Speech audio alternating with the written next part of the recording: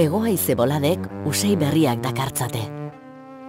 Aldaketa garaia datora Aizkorriaratz parke naturalera. Urtaro guztiei daukate xarma, bakoitzak berea. Baina ezin daukatu, udazkenak zerbait berezia daukala. Basoetako kolore eztandak ikuspegi zirraragarriak sortzen ditu. Margolari baten lanaren antzera, basoak 11 kolore eskaintzen dizkigu. Gorriak, horiak, berdeak, laranjak.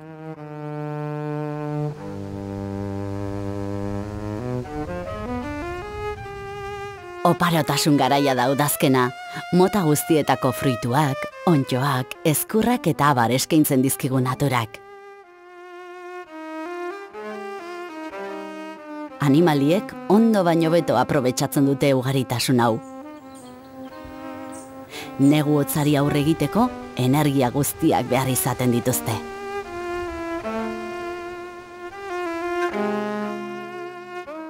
Aizkorriaratz parke naturaleko lurretan, udazkena bere handitasunean azaltzen da, batez ere lurrotako baso zabaletan.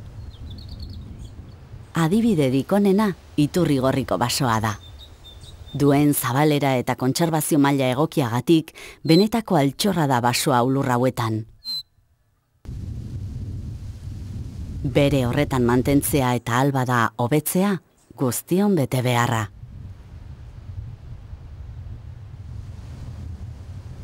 Gazteluaitz izeneko tontor ikusgarri honetatik, Iturrigorri basoko ikuspegi zoragarri honetaz goza daiteke.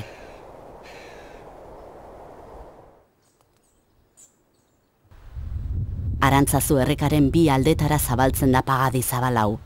Pagoaren itzalean, beste zuhaitz eta zuhaiska ugari hazten dira. Geroz eta urriagoa den gorostia nahiko ugari da baso honetan.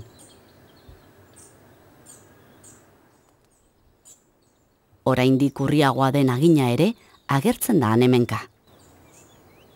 Aginaren fruituaren estalki mamitsu gorria ez ezik, beste guztia toksikoa da. Oso egur gogorra dauka, ezpelarena bezain gogorra. Hezetasun handiko lurrak dira hauek, behelainoren gotorleku. Errekastu ugari amiltzen dira mendian bera Arantzazu errekarekin batekin arte. Baina basoek politak izan ezik, historia ere badute. Arantzazura zioazen antzinako erromes bideak pasatzen dira bertatik. Erlijioaz gainera, bestelako erabilerak izan dituzte bidezidorrok historian zehar, adibidez, merkatal harremanetarako edo gerretarako.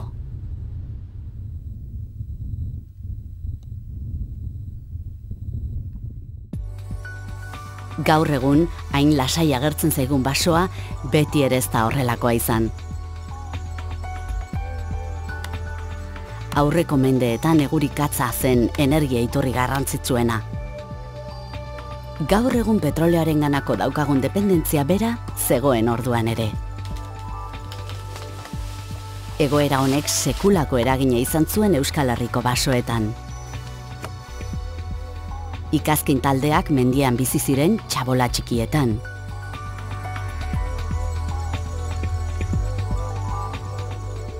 Txondorretan, egurra pilatu, lurrez estali oxigenorik sare zedin eta su ematen zieten.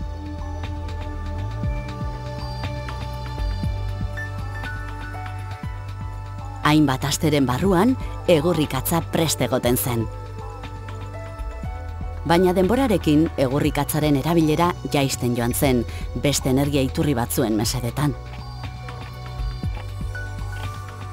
Mendiak hustu egin ziren eta pixkanaka basoa berreskuratzen joan da galdutako zabalera eta izaera.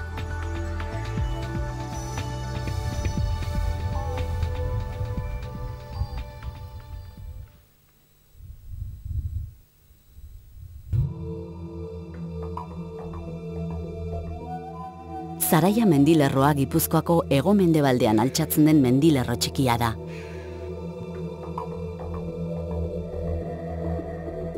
Artzaintza lurra da hau.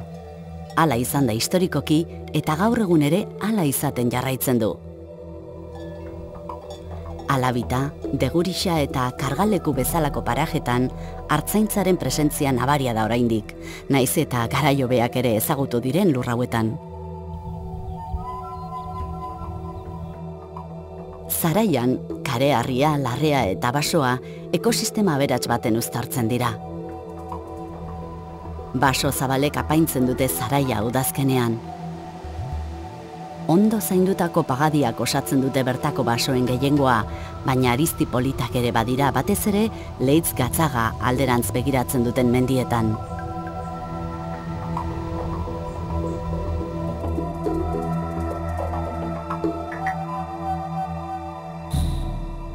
Tontorren artean, Aranguren da Zaraiako mendirik garaiena, 1158 metroko altuerarekin. Baina protagonismo guztia Kurtzeberrik dauka, akaso bailaratik ikusita asko nabarmentzen delako.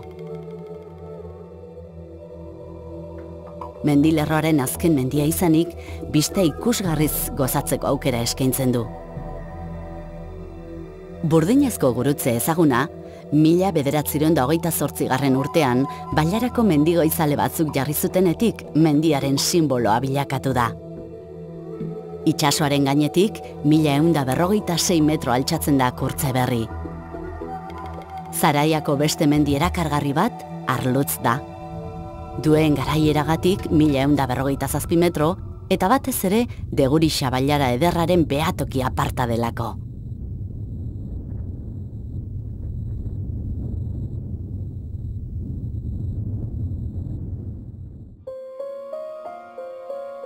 Udazken aurrera doan heinean, giro hotza barneratzen da Aizkorriaratz Parke Naturaleko lurretan.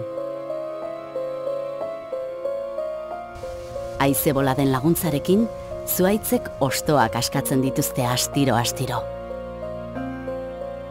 Azaro aldera, artzainak bailaretara jaisten dira beraien artaldeekin hurrengo udaberrira arte.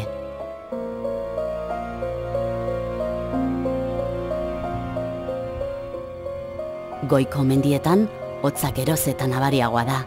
Garaiera hauetan, udazkenean baino, neguan daudela esan daiteke.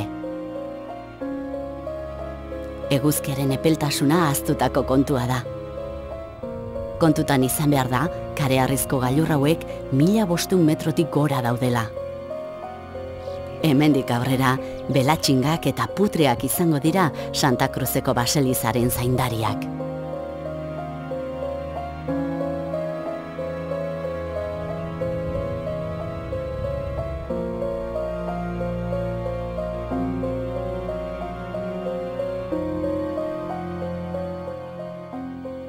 Aizkorri tontorrean, 1528 metroko garaieran, haize-boladek usai berriak dakartzate lurrotara. Elurraren usaia, neguaren usaia.